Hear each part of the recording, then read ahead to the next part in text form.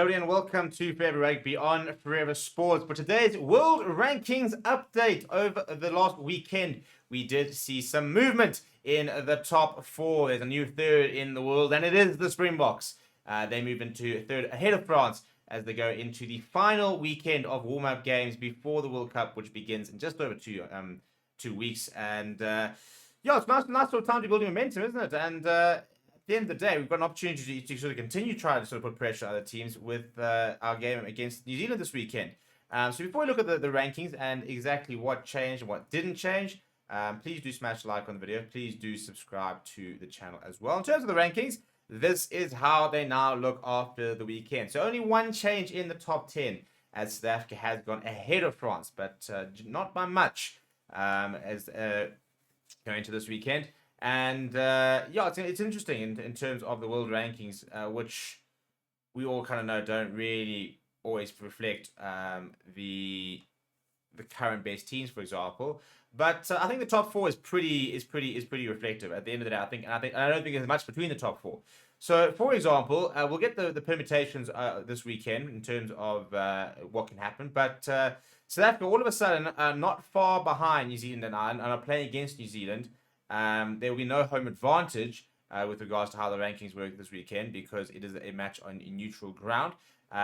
So that means that we can't make up as much ground as we'd like to. But a win against New Zealand could result in some movement. Ireland as well, playing in this weekend against Samoa. So you kind of don't expect them to really move much. But a loss against Samoa would also reduce their ranking quite a lot. So this could obviously all move back for South Africa back into sort of fourth. France taking on Australia, who are ranked 8th, so they will probably be able to get a ranking to a point or two with a victory or a point, something ranking point. So yeah, but that's kind of how it looks. So I'll be looking at this: Ireland, New Zealand, South Africa, France in the top four. Then there's quite a lot of space between them and Scotland.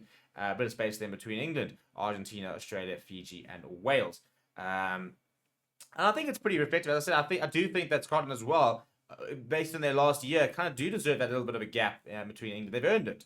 I think they are the 5th best side in the world, and I think that they are capable of an upset. I also think that England, obviously England, Australia, Wales, all teams going through a very transitional period. Argentina are a side which just have always struggled with consistency, haven't they?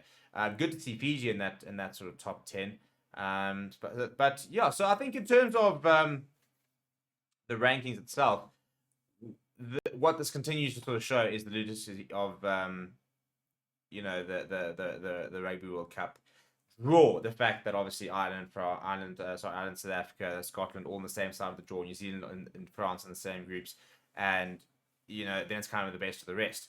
So it is going to be frustrating, given the fact that in that top 5 sides, only one of them can reach a final, which is very annoying. But I suppose it is a lesson learned that is going to be changed.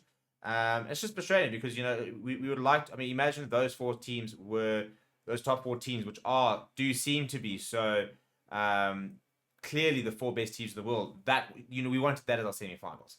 We wanted an Ireland versus France, New Zealand versus South Africa versus Ireland, New Zealand versus France, and Ireland versus New Zealand, South Africa versus France. Those would have been the sort of semi-finals to absolutely die for.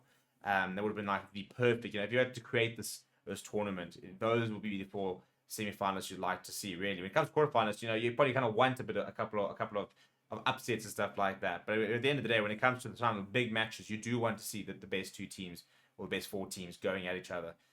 So I think that any final that would have had any of those top 4 would have been a great final. And I think any of those 4 sides, nobody would argue if they win the World Cup that they are not the best team in the world.